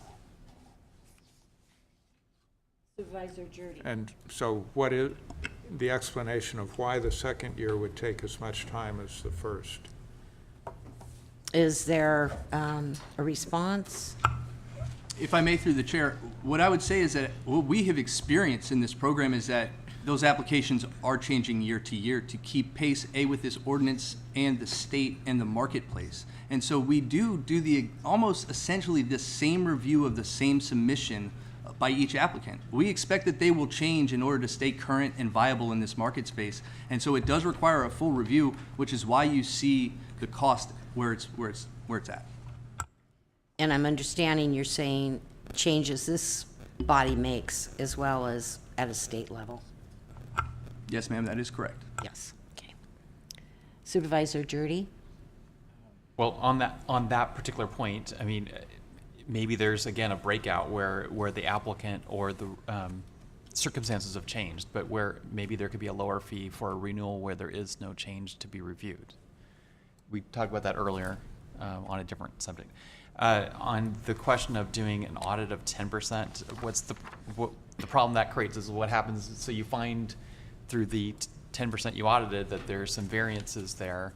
What do you then do? Go back with no fee collection or collecting only 10% of the fee on the others? I mean, it seems really problematic. And the other thing is, remember, this is an activity that we are allowing in residential neighborhoods to some extent, and it's still up in the air how much we are, but where we know it's controversial. And so this is an activity that the neighbors, the public is expecting the county to ensure that there's compliance. And so I don't think we can rely on random audits. Okay, Supervisor Williams, then Supervisor Hastert. Through the chair, I think staff suggested this afternoon we would have an approximate cost for a small farmer. Total. If I may, through the chair, Supervisor Williams, I did take a little time to get that number for you. So at our current fee schedule, the cost for a small farmer would be total to this county $1043 excluding taxes. With the new fee proposals, the total would be $2,030 that they would pay to us. Total, because I hear from a lot of cultivators numbers like 10,000. I'm not sure of the 10,000 number that they are speaking to, but I can break it down for you. At the current rate, in order for the at application, they pay $496 with $277 for a planning and building review. That totals out to $773 at time of submission. Once they've been approved through this process and we issue them their permit, they pay $270 to receive their permit. Under the new fee schedule, it would be at application $881 to the CN unit. It'd be $536 to planning and building services, with $343 going to environmental health, giving you $1,760 at application, and then again $270 at permit issue, rounding out to $2,030. So, I guess I'd like to make a motion. Can I? This is a public hearing, I'm sorry. and until we close the So, public hearing, I would like we need to move forward before a motion. With support from my colleagues at some point, I would like for us to do an audit and produce a list of, it can be sanitized of names, but total permit fees paid per applicant in this program to date, so that we can see what the range is, what the mean is. I think what some of us hear is that it's much, much higher than what staff just suggested. And looking at the fee schedule, I can see how you would derive that number. And so I would like to understand the disconnect, why I'm hearing 10,000 from the public and yet it only looks like 2,000.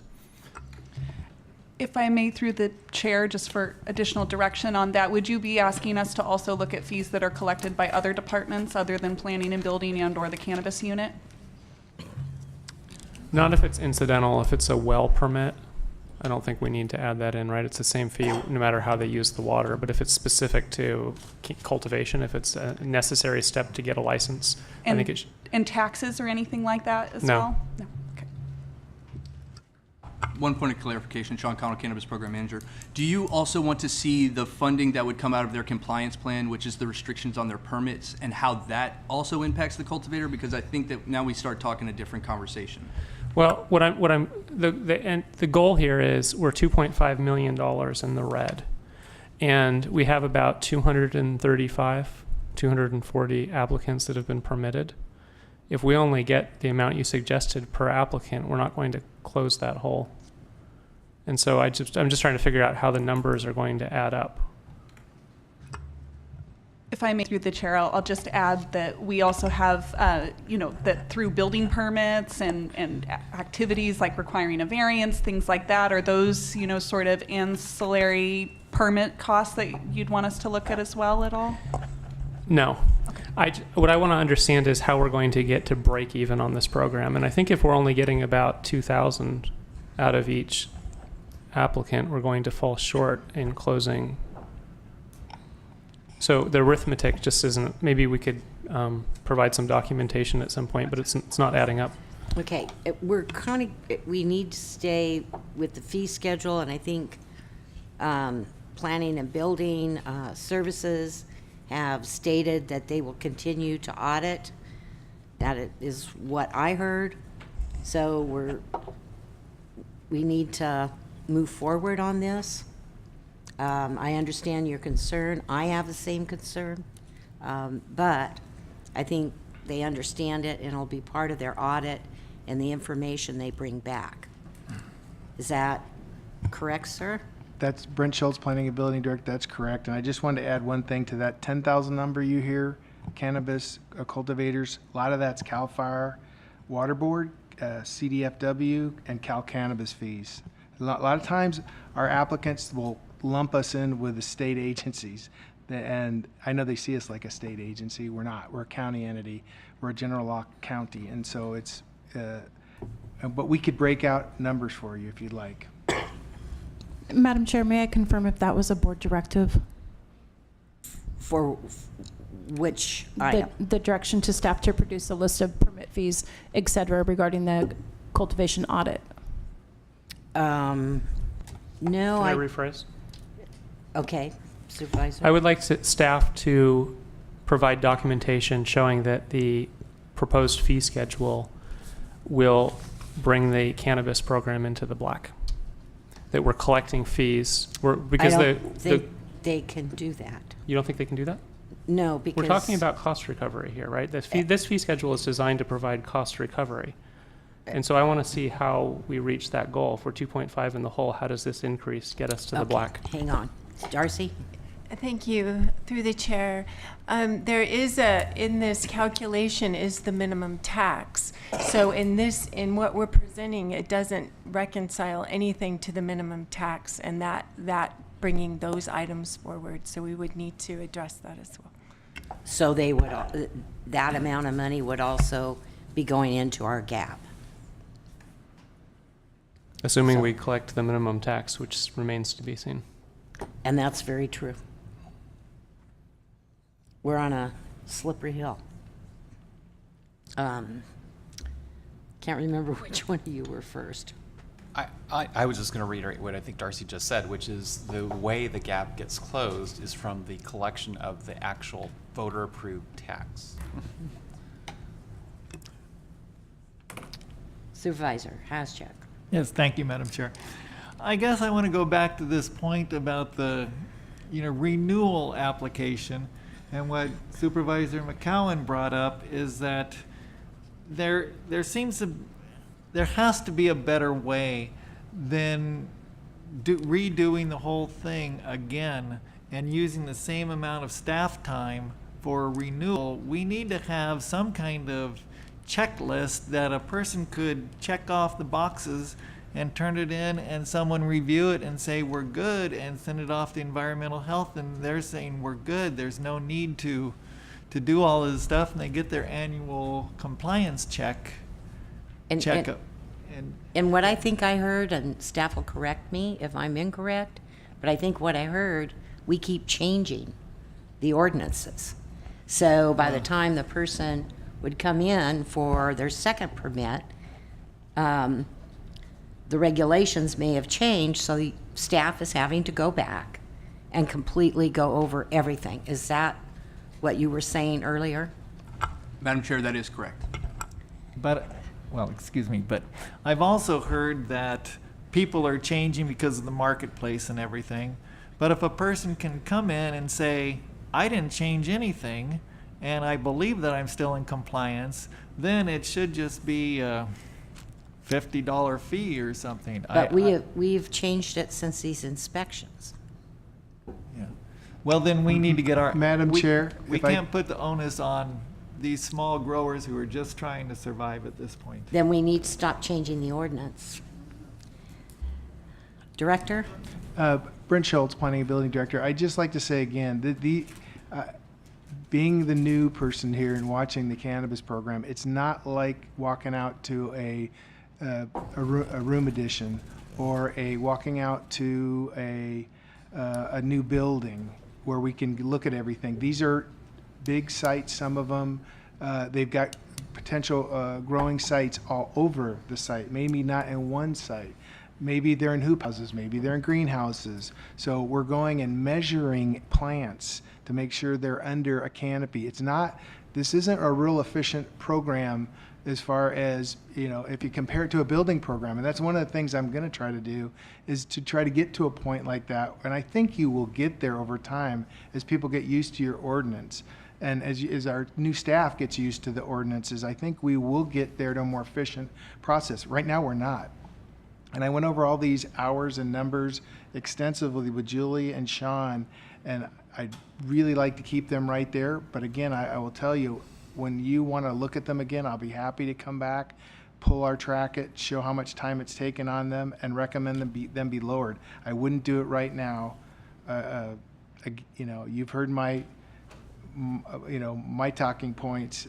I'm really concerned about that deficit in our budget, that subsidy that's being created, and I'm trying to figure out a way how to, with efficiencies in his program and how the staffing is, get it down.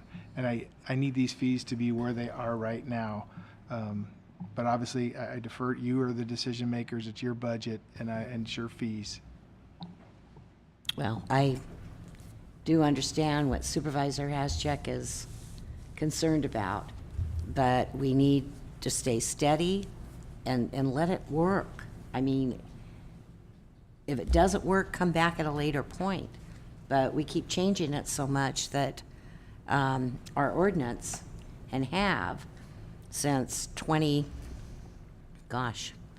16, 17, and every change creates another whole ripple. And I can see someone that's nodding yes. Okay, so we're going to move this along. Supervisor McCowan.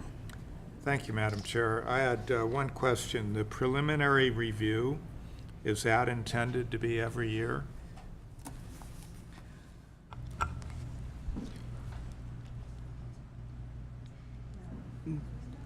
It would be the second item. It's a little hard to directly answer that question because of, as I've explained, there has been changes. So the preliminary review, not necessarily does everybody go through that preliminary review. Yes, they will always be referred back to building because the buildings do change on the site. But no, I don't expect to see a zoning clearance on the same parcel every year. That would be onerous, and that would actually be a waste of our planners' time, in my opinion.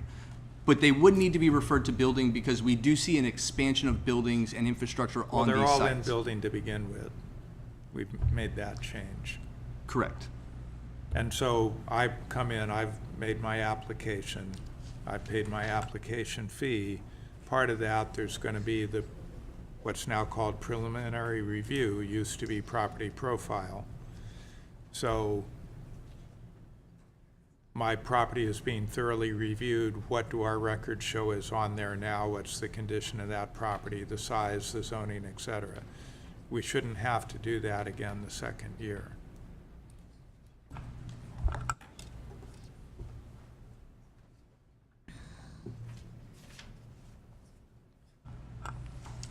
We're only projecting about 30 reviews for that portion of it. So the volume definitely does reflect a lower portion, but there are instances where some of these applicants will have to be re-referred out to building. It would be during that preliminary review of the renewal process. Well, you've got 30 for the pre-application meeting. You've got 220 for the preliminary review.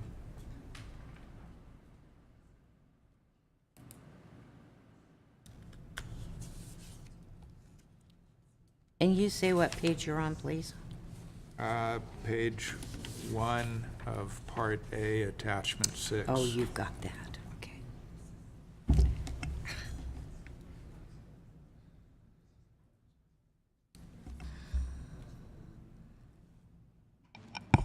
Madam Chair, Yes. My fault. I was looking at the wrong line. It's 220 in the preliminary review.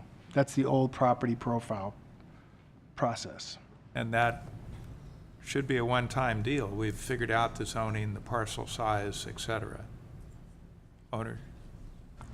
Again, I would like to express that we have seen changes to these applications over the year that they are in the process.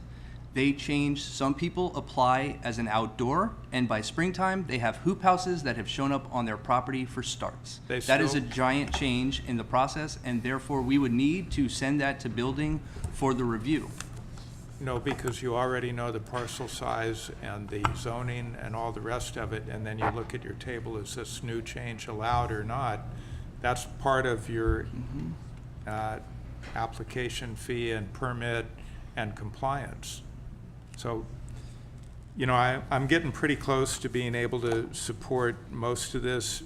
Frankly, the war of attrition is winning. We need to do something here. That looks like an easy win to me, to say, no, we've collected the property review fund from you. We can tell you we're not going to have to do that every year.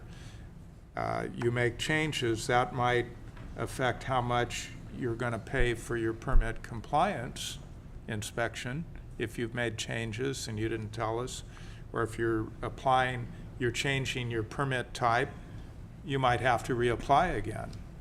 But I don't think the property profile is where we capture that.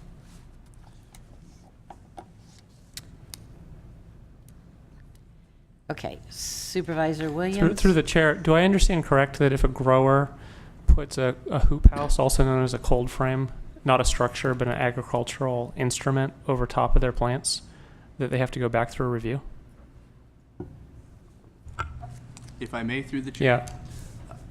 A hoop house is a structure that is regulated under our agricultural exemption policy in the building department. A cold frame is not a structure, and it is not regulated under our ordinance at this point. So it seems like if we could help staff with time, and we could help applicants with costs if we would decide a hoop house is not a structure. I mean, I know a hoop house is PVC bent over with, you know, some PVC. I think we're spending too much time if we have to go back and inspect. If they're growing 5,000 square feet, I don't care if they put some plastic over it, right? I mean, farmers do this all the time, and I don't think anybody goes out there to inspect. You're growing. Well, I'd like you to come to Potter Valley, and if I can get permission to go on some property, I'd like you to see the hoop houses? This construction of hoop houses and what's going on with them, yes. Well, but and the ground prep and everything else is pretty intense. Are they permitted? They should be, with that much construction going on. So what I'm getting at is, I think we are coming to a point where we just need to adopt the proposed. We need to adopt something. We can't keep talking about this, and we've been on cannabis for a long time. And I think some of us have angst about the costs. We want cost recovery, but we don't want this much work to be going into cannabis. What I want to see is just issue the permits, give every man and woman over 21 in this county a permit, and say, don't come back for a while, right? Because we just keep talking about it and talking about it and talking about it, and it's not really benefiting anyone. It's not benefiting the county's revenue, and it's certainly not helping the small farmers. I'm not sure who we're protecting. Well, I think our director has given us feedback that they want to streamline the process and also analyze as we go forward, and there's a more streamlined process. Do these fees actually, can they be reduced based on streamlining the process? So I agree with you, we need to go forward, and we still have a couple of more sections to discuss. So I think we're at that point. Supervisor McCowan, that'll be, and Supervisor Haschak. Okay, go ahead. Well, I believe Supervisor Haschak was first. Okay. Thank you, Madam Chair. Yes. I understand that we have some economic difficulties in this county, and with our budget, but I'm also looking at hoping that people pay the minimum tax and that we can recoup that 2.5 million, and that we're not looking at this right now as a way of balancing our budget. I think that what we need to do is support our small farmers any way we can at this point, and look at the efficiencies we're going to have in the future. So I would say that some of the cottage fees would be a good thing to hold steady, not increase at this point. And some of these other ones that Supervisor McCowan pointed out, and so that we can support the people who are just trying to exist at this point. And economically, I think it will reap benefits for the county. Well, I'm also thinking about the rest of our county residents, that, and the process and the subsidizing that has been going on. What services are they lacking that they need based on the lack of revenue to provide more services other than these shortfalls in cannabis? So I think it's a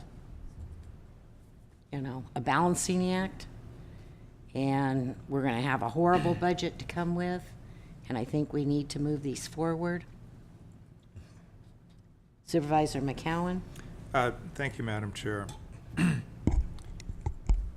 So when you are ready to hear a motion, I'm ready to try one. And so far, We can't have a motion until I'm we... not making it yet. I'm Okay. just letting you know. When Well, we you're- have 2 more sections to discuss.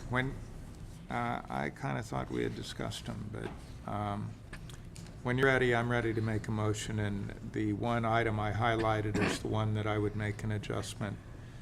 If there's something else that there's a burning desire to adjust it, I'd love to hear it. Well, I guess I'm going to have to be corrected, and maybe Miss Antle can tell me. Have we gone over all the sections? Yes, ma'am, you have. I was thinking there was... Okay. I have crossed them out. I think it's getting late. Supervisor Jurdy. So, I'm generally going to support the staff recommendation. I do think it's a mistake when the county raises fees substantially in any one year. It makes more sense to ease them in over at least a 2-year cycle. I really don't see why we couldn't, for example, on these fees that are going up, like the cottage annual application is going up 76%, why can't it just cut that in half and phase it in over 2 years? The same thing for the cottage annual permit compliance inspection fee, phase it in maybe over 3 years because it's going up 173%. So I think there could be some measures like that would soften the blow a little bit. Yes, it's not done in one fiscal year, but it wouldn't break the county bank if we phased some of these really large fee increases over 2 or 3 fiscal years. Okay, gentlemen, we're getting into discussion among ourselves. So I'm going to close the public hearing, clerk. So the public hearing is closed, and now the matter is before the board, and we are down to decision-making and a motion. Supervisor Jurdy. So I would propose that fees that are proposed to go over 50% would be phased in over 2 years, over 100% would be phased in over 3 years. That's just a statement, a recommendation. I didn't hear it as a motion. Well, I would have moved to approve the fee structure as presented. However, fees that are proposed to increase by more than 50% would be phased in over 2 years, and those over 100% would be phased in over 3.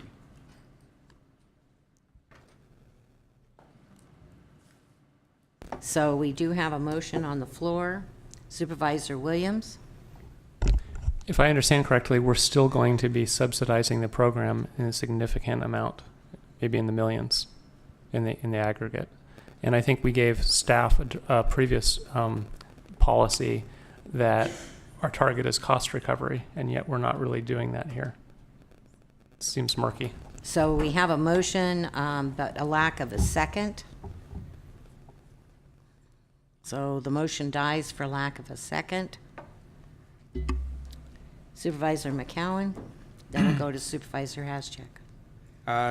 Thank you, Madam Chair. Well, I'm actually ready to try a motion, and I'm sympathetic to everything that's been said, and I've expressed some of my concerns as well. I'm also sympathetic to the tremendous amount of time that we do spend on this, and what is not accounted for in any of the fee structure is the perhaps not quite countless hours, but maybe, that staff and the public and the board have all spent discussing cannabis over the last 3 years or so. None of the public hearing time is accounted for in these fees unless you get to a use permit and that type of thing. I've noted before that I do not support the cannabis preliminary review applying beyond the initial application. And then I'm willing to make one concession in line with what Supervisor Jurdy has suggested, the cottage annual permit and compliance inspection fee, that be phased in over 2 years. So the first year approval would be for half of that amount. So I would make the recommended motion subject to the cannabis preliminary review fee only applying during the initial year of application, and the cottage annual permit and compliance inspection fee only being approved at half of the original plus half of the proposed increase. I'll second the motion. Okay, clerk? I missed the first half of the amendment to his motion. Well, let's calculate the dollar amount. Hang on here. It is the recommended motion with the exception of the preliminary inspection. Yeah, the cannabis preliminary review would only be charged for the... Cannabis preliminary review. Would only apply to the initial application and not subsequent years.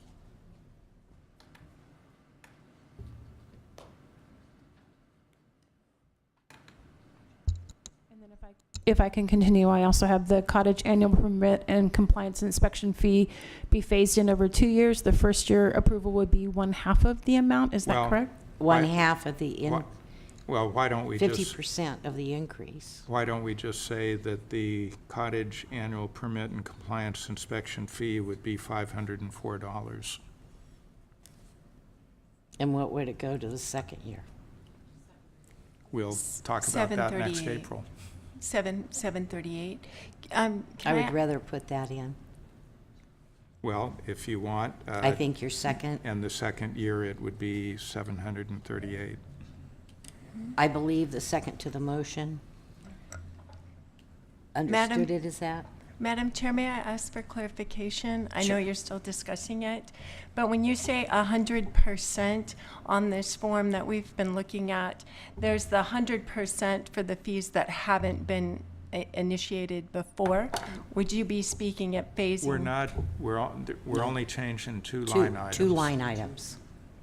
Only 2 line items. If I could repeat the motion. It's the recommended action with the addition of the exception of cannabis preliminary review would only apply to the initial application and not subsequent years. And cottage annual permit and compliance inspection fee, first year would be $504, second year would be $738. Thank you. So Ms. Al, those were the only 2 changes. Otherwise, each one, each of the schedules presented are approved, and the exceptions are with the cannabis management unit. All righty, Supervisor Haschek. Just to to be clear, are we accepting the Cultural Services Agency fee changes? Yes, that That's is the part of motion. this? Okay. Then I need to make a substitute motion.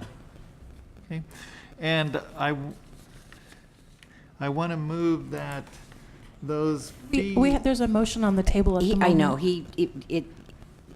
in certain preliminary procedures you can, so I think he just misspoke.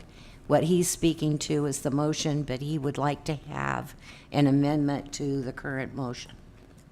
Right. So explain what it is. Well, with the parks and that increase from $30 to $130 in all of those, I would like to increase it from $30 to $40 for groups under 50 and to $60 for groups over 50, and keep the $100 cleaning deposit requirement for all of those.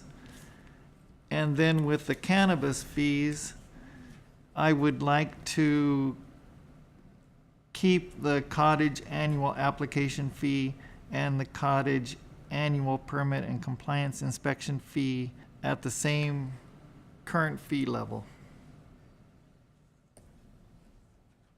Okay. What we have is a suggestion for an amendment to the motion. I'll ask the maker of the motion if he wants to amend his original motion. I prefer to vote on the motion on the floor, and if it Okay. fails, we can try another one. Supervisor Jordy, you were the second. You agree? Yeah. Okay. So we got to vote by the button on this particular motion. Can I make a procedural point? You can, sir. Okay. Can we deal with the parks separately? That's not, we have a standing motion right now, and if it's voted down, we can come back for another motion. Okay. That's what? That's where we're at, sir. Okay. Okay, so we're going to vote by the button. Motion carries with Supervisor Haschak and Williams dissenting. Okay. And if I may, I'll say part of my reluctance to alter the recommended fees for the parks, this is one of those functions of when you never charge for anything, then it's a shock when you actually do start charging, but there's a cost to the county, and I think those fees that were proposed were very reasonable. Okay, staff, I thank you for putting up with us. It's been a long day. And I think we are all through the agenda, with the exception